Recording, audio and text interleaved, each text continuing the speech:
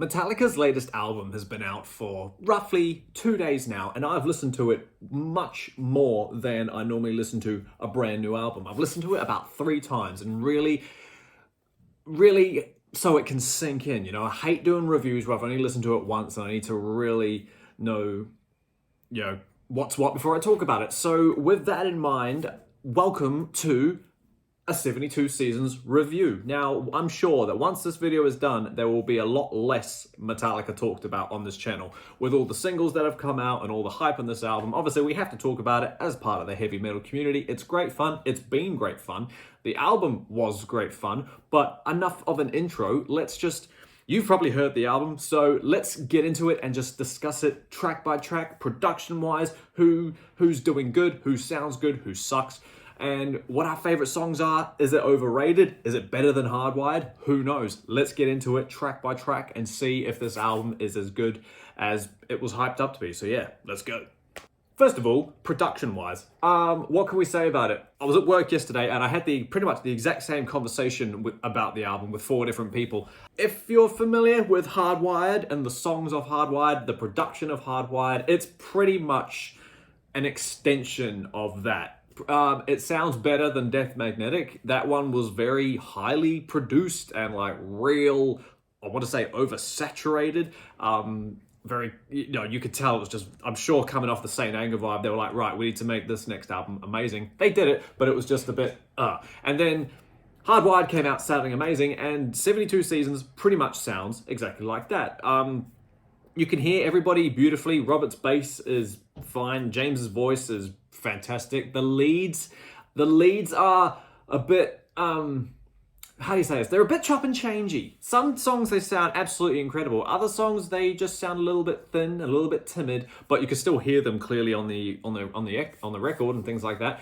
But and the drums, obviously, the drums just overpound like everything like Lars does. There's certain songs throughout this whole album where it's just like, oh, that part's a bit sharp in the ear. But other than that, it sounds fine. Like I say, it's better than Death Magnetic. It doesn't have that clippy feel. It feels more, it's on the Hardwired vibe. So yeah, production-wise, it sounds great. But song-wise, here we go. Track listings, track by track. The title track, the first song, 72 Seasons. We've all heard it, but we'll still talk about it. It's a strong opener. I'm not gonna lie. The thing about this album to be aware of, it's very long. It's an hour 17, which funnily enough, I don't have a problem with. Like I say, I listened to this album 4 times and I was able to get through it quite easily, considering it's pretty much the same length as a feature film.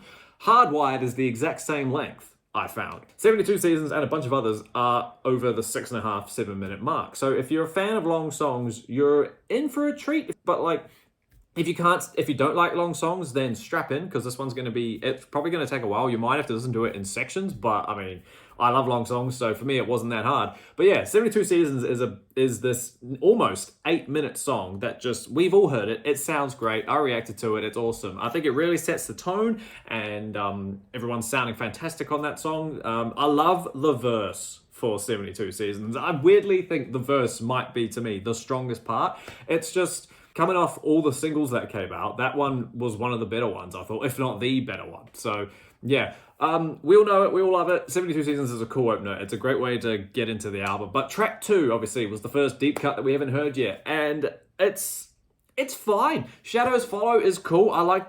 You're gonna hear me say this a lot. I like the vocal melodies that this whole album surrounds, but they do sound more dominant, on certain songs, and this one's one of them. Shadows Follow is really cool. It's got a really, really fun chorus, just standard catchy stuff. It's really awesome, but obviously hasn't laid a massive impact on me compared to ones that come up later. Screaming Suicide, track 3. Again, we've all heard it. One of the smaller ones. When I say smaller, I mean shorter, 5.5 minutes. Probably my least favorite of the singles, I think. Maybe. I don't really care for if Darkness Had a Sun or this one. I remember I did a reaction to either one. Well, I did a reaction to all of them, but on one of those videos, I said they're following the typical Iron Maiden thing where they release their worst songs as singles. I genuinely think they've done that because everything else that's on this album, to me, is better. I don't know, just because it maybe sounds fresher, or, because we've heard these singles for a little while now, so we're already tired of them. But You'll get what I mean. Screaming Suicide's a fun song, but the next song that we come to is, was it Sleepwalk My Life Away, which is a funny title, but at the same time, really clever.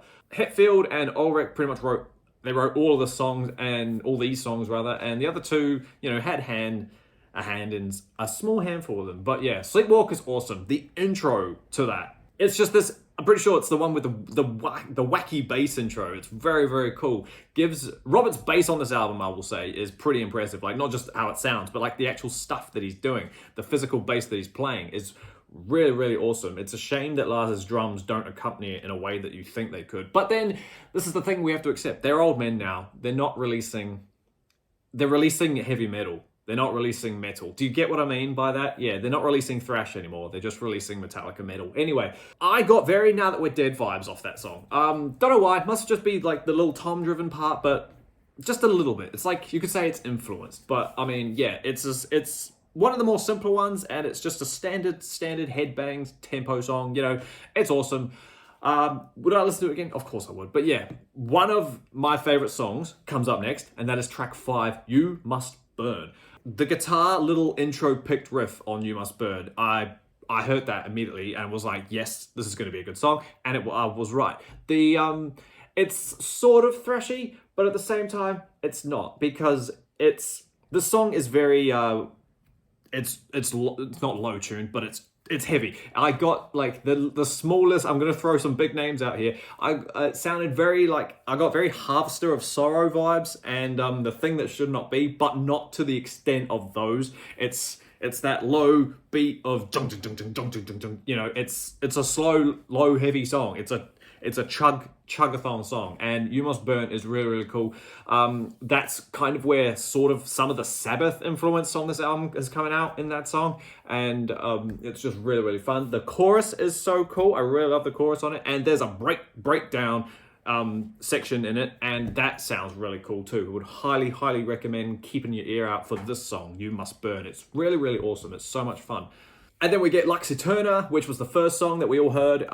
Pretty happy with Lux Eterna. I really, really like that song. I liked it from the start. It's the shortest song. Is it the shortest song?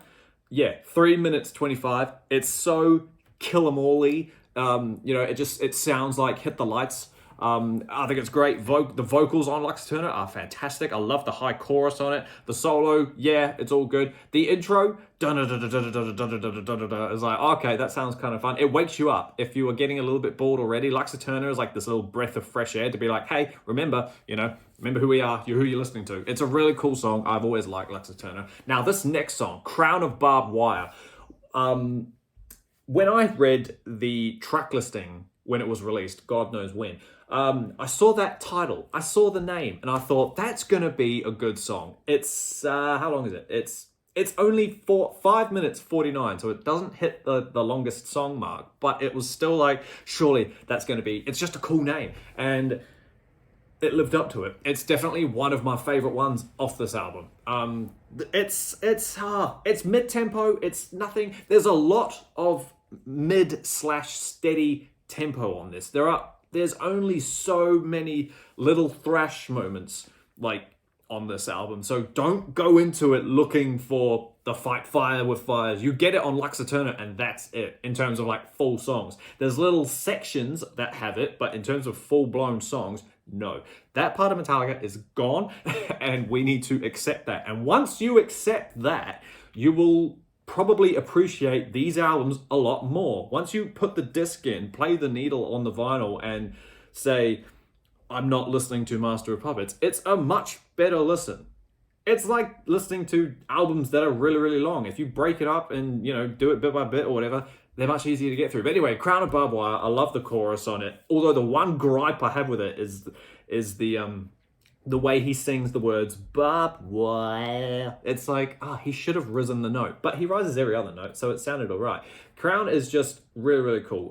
The solo on it, in terms of Kirk, it's a Kirk solo, so yeah, it's wire infused. There's wire all over this album, of course, and what's funny about it is it's not just in the solos, it's in the riffs too, and it's in the harmonies, and it's just, okay, like, again, once you accept and expect that to happen. It's just like, it's a nice sounding song, regardless of what song you're talking about. But yeah, Crown of Barbed Wire is definitely one of the cooler ones, one of the funner ones. I really, enjoyed playing that over and over again. It was really nice. Chasing Light is another, what I think is sort of like the unimpressionable ones. It's fun. I'll know it when I listen to it, but talking about it, it's probably one that I'll skip over, a bit like Shadows Follow, from the start. But this one's still cool. It's a shorter one. No, it's not. It's 7 minutes, nearly, 6:45. And this one's got a chuggy intro. And it's not as chuggy as the one I was talking about before, but it's still pretty chuggy. The cool thing about this song is that it's got it's got... The chorus has like a higher register just to make it sound that tiny bit more musical and more sing-alongable, you could say. I mean, James is singing all over this album. He doesn't really just shout lyrics anymore, so it's really cool. But literally, the most exciting thing about this song, was the pre-chorus. The way it flowed and just how it sounded was really nice. But other than that, Chasing Light wasn't exactly the best song. So yeah, not a lot to talk about on that one. It has a strong message, Chasing Light. It's pretty much about not being depressed and, always striving for happiness and greatness and things like that. So the message is cool, and it just kind of, once you let that part in, it kind of takes the song up just a little bit. You're like, oh, okay, I like the message. It's not so abrupt like Screaming Suicide, but, it's still a cool song. But If Darkness Had a Sun, that's weirdly probably the weakest one for me. I'm sorry. I know what I just said about accepting what's coming off this album, but come on, man. That drum intro, just unimaginative, uninspiring, just da-da-da-da-da-dun. The most exciting thing about that is the little bass drum that comes afterwards, and it's just not that cool. Listening to that song a couple of times, I actually skipped it on the second and third listen of this album because I was like, I don't want to hear that song again. It was okay, it's a 6.5 minute song, but yeah, to me, it's just definitely one of the weaker ones. Thankfully, we don't have to talk about it so much because everyone's already familiar with that song. So we go into probably maybe my favorite song, if not my second favorite song, Too Far Gone, with a question mark. Too Far Gone? So yeah, Too Far Gone is this is actually a shorter one. This one's 4.5 minutes, and it's got the tiniest hint of thrash thrown in. They like to give us little teasers of thrash. This one has a thrashy pre-chorus, I'm pretty sure. The chorus on this one is one of the funnest sections of this album. I love the chorus to Too Far Gone. Vocally, it's fun, melody-wise, it's great, but it just sounds really nice as well. There's a typical solo in it, with wild stuff all over the place, but it's a little bit more different. It's a bit more inspired. It's so really, really cool. So really cool. Yeah. My English is great today, but yeah, it's fun. It's a short little thrash number and easily one of the favorites. I like it. Room of Mirrors is next, and that sounds like a Maiden song, the title, which is funny because at the end of the song, it kind of does sound a bit Maiden-y. Now, the only reason I say that is because it's just got harmonized guitars, but not like the way Maiden harmonize. Anyway, this song is cool. Like I say, it's got the tiniest hint of Maiden, and I genuinely feel like this song could have been put on Hardwired. I feel like it's a leftover song off that album. It gives me, if it doesn't give me Maiden vibes, it definitely gives me Atlas Rise vibes from Hardwired. That little bit at the end where they do that downscale part and they harmonize on top of it? There's sort of that in this song, but higher. They're doing it on the lead notes as opposed to the rhythm notes. But aside from that, it's really, really cool. The chorus is great fun. Like I say, a lot of these choruses are great fun. They're just catchy choruses. It's old man heavy metal now, so we're not expecting Disposable Heroes to come out, which sucks, but like I say, once you accept it, this album is a lot better to listen to. Room of Mirrors is a really, really cool song. Got a great chorus, great vocal melodies. I know I'm sounding repetitive, but it's true. Now, the last song. Now, again, if you're like me and you get a kick out of long songs, you would have seen that Enamorata, whatever that means, is 11 minutes and 10 seconds. Now, I love long songs, so that, got me excited straight away. Having listened to it 3 or 4 times, that's not the case. This song really doesn't warrant 11 minutes. I don't know why they decided to make it 11 minutes. Were they trying to go... What's the most recent, longest Metallica song?